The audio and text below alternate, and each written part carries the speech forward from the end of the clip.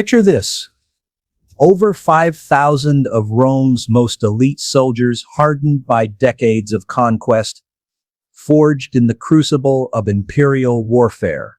The Ninth Legion, Legion Aequian Hispana, they carved their name into the bones of Gaul under Julius Caesar, crushed rebellions across Hispania, and stood as an unstoppable force of Roman will. These weren't just soldiers, they were the sharp edge of an empire that ruled the known world. And then they vanished. No final battle cry, no heroic last stand recorded for posterity, no mass grave to mark their passing. Just silence. A chilling absence in the archives where their story should continue. How does an entire Roman legion, 5,000 trained killers who had never known defeat, simply disappear from history? Now, nearly 2,000 years later, one Roman expert believes he's cracked the code. Using cutting-edge technology and detective work that would make Sherlock Holmes proud, Simon Elliot claims to have found something extraordinary buried in the English countryside. The lost battlefield where the Ninth Legion fought their final forgotten war. If he's right, this discovery could rewrite everything we thought we knew about Rome's conquest of Britain. So buckle up, because we're about to dive into one of history's greatest unsolved mysteries. To understand the magnitude of this mystery, you need to grasp what the Ninth Legion represented to Rome. Formed in the crucible of the late Roman Republic, this wasn't just another military unit, it was a legend walking. The Ninth Legion cut their teeth in some of history's most brutal campaigns. They stood shoulder to shoulder with Julius Caesar as he carved up Gaul, transforming from a collection of Celtic tribes into Roman provinces. Imagine the psychological impact. Thousands of disciplined soldiers moving like a single organism, their bronze armor gleaming. The rhythmic thud of their marching feet announcing Rome's arrival to any who dared oppose the Republic. They were there when Caesar crossed the Rubicon, changing the course of Western civilization forever. They held the line in Germania, that dark forest frontier where Roman discipline met barbarian fury. These men had seen empires rise and fall, had felt the spray of blood from 1,000 battlefields, had watched cities burn and new ones rise from their ashes bearing Roman names. But it was in Britain where the Ninth truly made their mark. In AD 43 they were among the first boots on British soil during Emperor Claudius's invasion. Picture the scene. Roman galleys cutting through the choppy waters of the English Channel, their red sails snapping in the wind, while aboard, hardened legionaries checked their weapons one final time. They were about to face an island that had defeated Julius Caesar's attempts at conquest a century earlier. The Ninth didn't just conquer, they built. They established fortresses that would become cities, roads that still bear traffic today, and most famously they founded Abercombe, modern-day York. This wasn't temporary occupation, this was permanent transformation. The Ninth Legion wasn't just taking land, they were remaking Britain in Rome's image. For over 60 years they were Britain's iron fist. When Celtic tribes grew restless, the Ninth would march. When rebels needed crushing, the Ninth would oblige. They were Rome's answer to any question Britain might pose. And then after AD 1008, the record goes dark. The last confirmed evidence of the Ninth Legion comes from a simple stone inscription found in York. Just a routine dedication, the kind of bureaucratic record that filled Roman archives. Nothing dramatic, nothing that suggested impending doom, just routine military business. Then silence. At first historians didn't think much of it. Records were often incomplete. Stone inscriptions weathered away. Archives burned. Surely the Ninth Legion was simply transferred elsewhere, their story continuing in some other corner of the empire. But as decades of research piled up, a disturbing pattern emerged. The Ninth Legion had vanished from every record, every inscription, every casual mention in Roman correspondence. It was as if 5,000 of Rome's finest soldiers had simply been erased from existence. Theories exploded across the academic world like wildfire. Had they been ambushed in the mists of Caledonia, somewhere in the highlands of Scotland where Roman discipline meant nothing against guerrilla warfare? Perhaps they'd been quietly reassigned to some distant frontier. The Rhine, the Danube, maybe even the burning sands of Mesopotamia. Others whispered darker possibilities. What if the Ninth had suffered some catastrophic defeat so humiliating that Rome itself had conspired to bury the truth? The empire had a talent for rewriting inconvenient history. The massacre of Varus's 3 legions in the Teutoburg forest was remembered only because Augustus couldn't hide the loss of 3 eagles and 20,000 men. But smaller disasters, those could be quietly deleted from the official record. For decades, the mystery of the Ninth Legion became archaeology's holy grail. Books were written, documentaries filmed, theories proposed and discarded. Some claimed they'd been wiped out during Boudicca's revolt. Others suggested they'd been transferred east and destroyed in the Bar Kokhba rebellion in Judea. A few even proposed they'd simply been disbanded and their men scattered to other units. But no one had hard evidence. No battlefield, no mass grave, no smoking gun that could definitively answer the question what happened to the Ninth Legion. That was before Dr. Simon Elliott decided to go looking. Dr. Simon Elliott isn't your typical armchair historian. This is a man who spent his entire career getting dirt under his fingernails,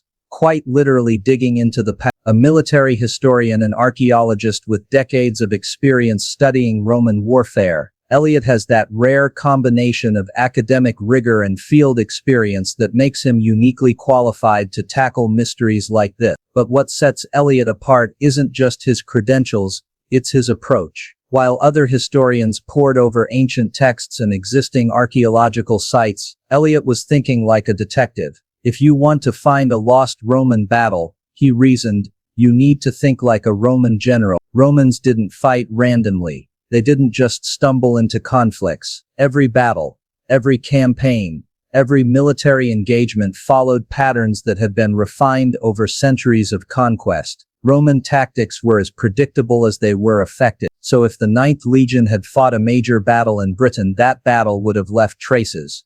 Not just in the archaeological record but in the landscape itself. Elliott spent years developing his theory, cross-referencing ancient texts with topographical maps, studying aerial photography and employing cutting-edge LiDAR technology. LiDAR, light detection and ranging, is like giving archaeologists X-ray vision. It uses laser pulses to create incredibly detailed 3-dimensional maps of terrain, revealing features invisible to the naked eye. The UK's Historic Environment Agency had been using LiDAR to scan Britain's countryside, creating an unprecedented database of landscape features. Buried beneath centuries of farming, vegetation and development, the ghostly outlines of ancient structures were emerging. Roman roads, prehistoric monuments, medieval settlements, and buried in the data for Derbyshire, Elliott spotted something that made his pulse quicken. What I was seeing, Elliott would later explain, wasn't just archaeological features, it was a textbook Roman siege setup,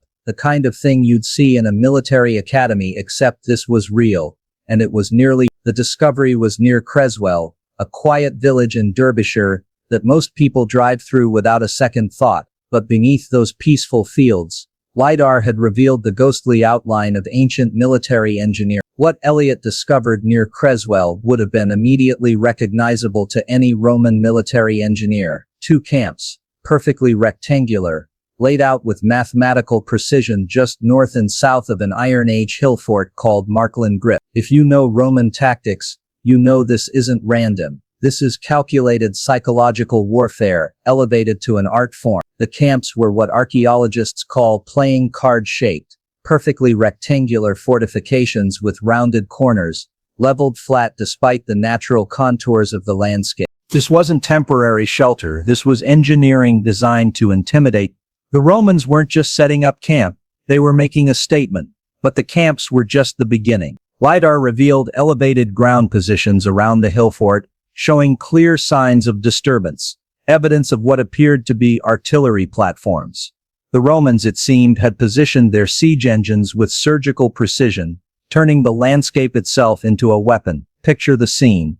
Celtic defenders huddled behind timber palisades and earthen ramparts that had protected their ancestors for generations, watching in growing terror as Roman engineers transformed the surrounding countryside into a killing field. Massive ballista platforms rising from the earth like mechanical giants, stone-throwing onagers positioned for maximum psychological impact, and behind it all the methodical precision of Roman military engineering.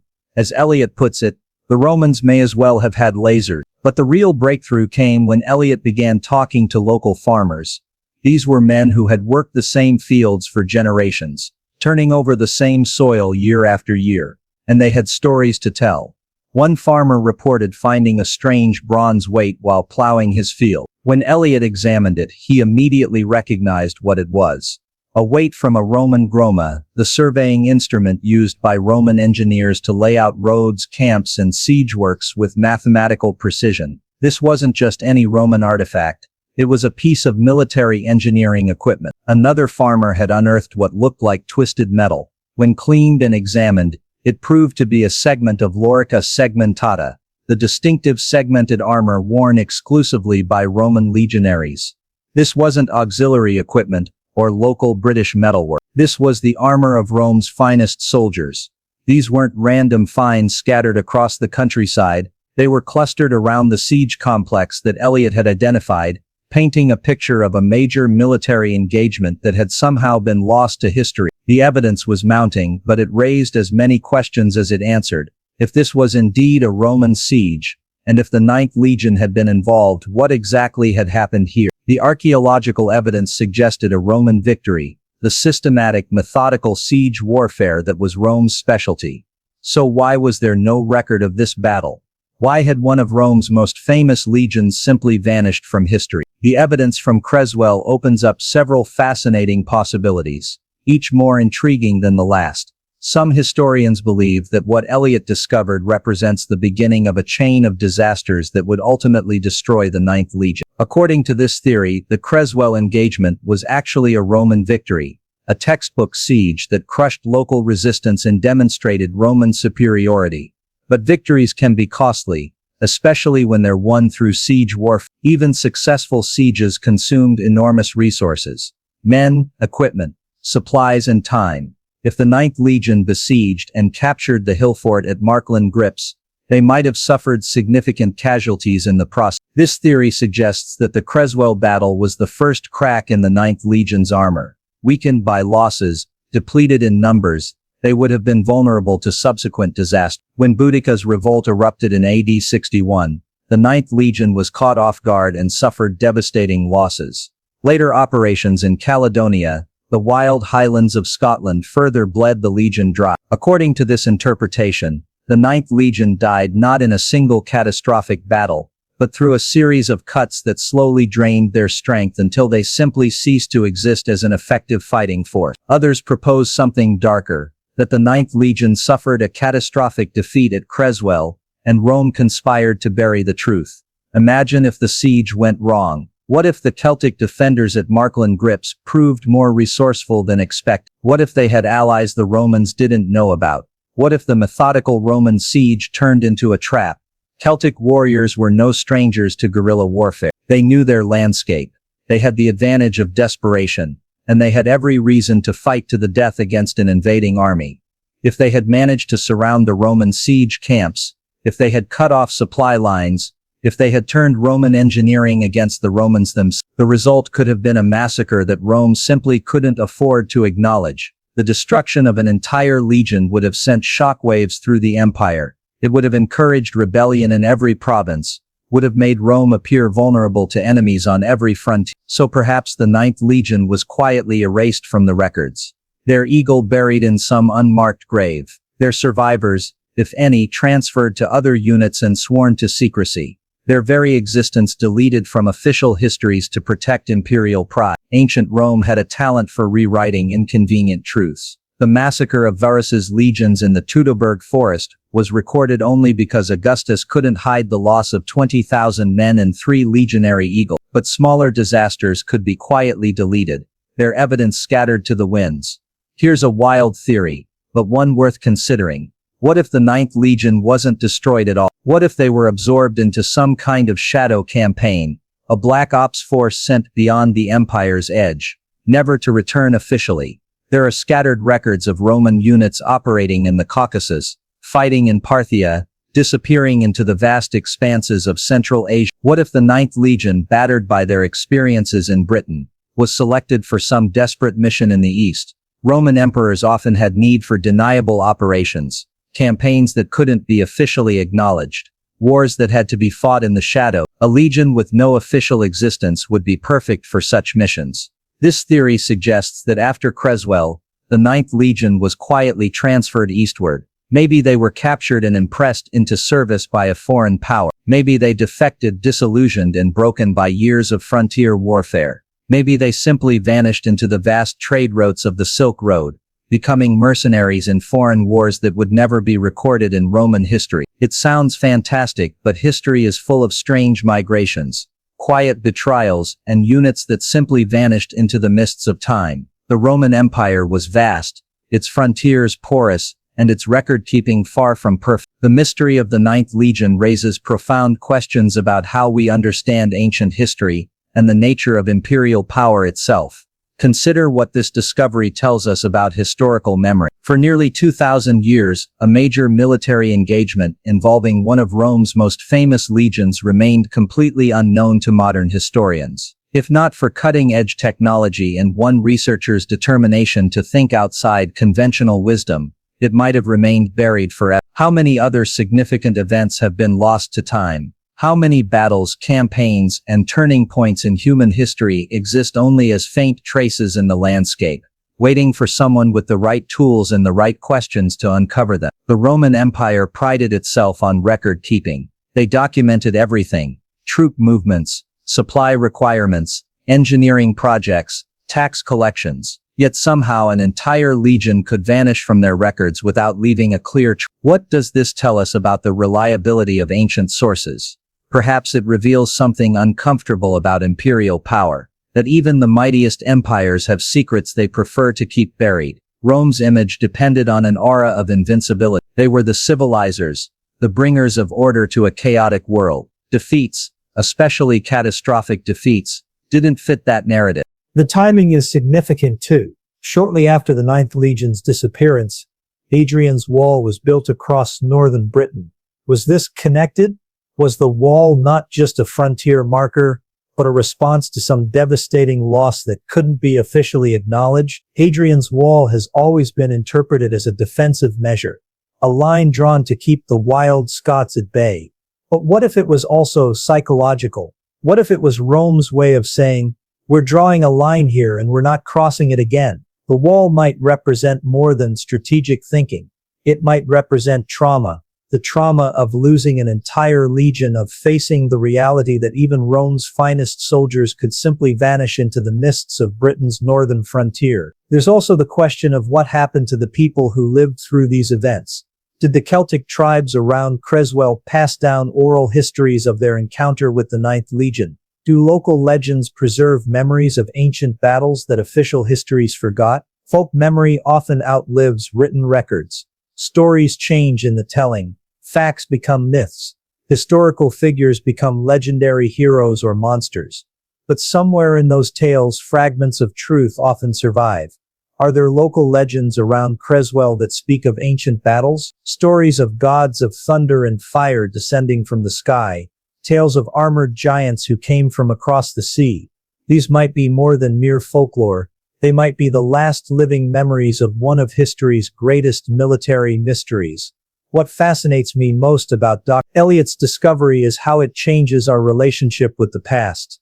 We tend to think of ancient history as fixed, settled, done. But discoveries like this remind us that the past is still being written, still being discovered, still full of surprises that can overturn everything we thought we knew. Have you formed an image in your mind of what might have happened at Creswell? Can you picture those Roman siege camps rising from the Derbyshire countryside, the systematic preparation for warfare that would decide the fate of thousands? If you're fascinated by historical mysteries like this, if you love the idea that cutting-edge technology is still uncovering secrets that empires tried to bury, then you need to subscribe to this channel right now. We're just getting started on a journey through history's most compelling unsolved mysteries. And trust me, the Ninth Legion is just the beginning. Ring that notification bell, because every week we're diving into stories that will change how you see the ancient world. Simon Elliott's research represents a breakthrough, but like all great historical discoveries, it raises as many questions as it answers. The evidence from Creswell is compelling, but it's also incomplete. We have the aftermath of what appears to be a major military engagement, but we don't have the full story. Modern archaeology is giving us tools that previous generations of historians could never have imagined. LiDAR technology, ground-penetrating radar, advanced chemical analysis. These techniques are revolutionizing our understanding of the ancient world, but they're also revealing just how much we still don't know. The Ninth Legion's story might be partially solved, but it's far from over. Each new discovery raises new questions. Each answer leads to deeper mysteries. Were there survivors? What happened to the Legion's eagle? Are there other Roman military disasters buried beneath Britain's peaceful countryside? And perhaps most intriguingly, what other secrets are waiting to be discovered? If one of Rome's most famous legions could vanish from history only to be rediscovered through landscape analysis and farmers' field reports, what else might be out there? The tools exist. The technology is available. All we need are researchers willing to ask the right questions and look in the right places. The past isn't really past, it's all around us, buried beneath our feet, waiting for someone with the curiosity and determination to uncover it. Elliott's work on the Ninth Legion proves that even the most enduring historical mysteries can yield their secrets to modern detective work. So what do you think happened to Rome's legendary Ninth Legion? Was it glory, disaster, or something far more mysterious? The evidence is mounting, but the final chapter of their story has yet to be written. The ghosts of ancient Rome are still walking among us, we just need to know how to see them. Don't forget to like this video if it's opened your eyes to the mysteries still buried in our landscape. Subscribe for more journeys into history's unsolved puzzles, and ring that bell because we're only just beginning to uncover the secrets that time tried to hide. The past is calling. Are you ready to answer?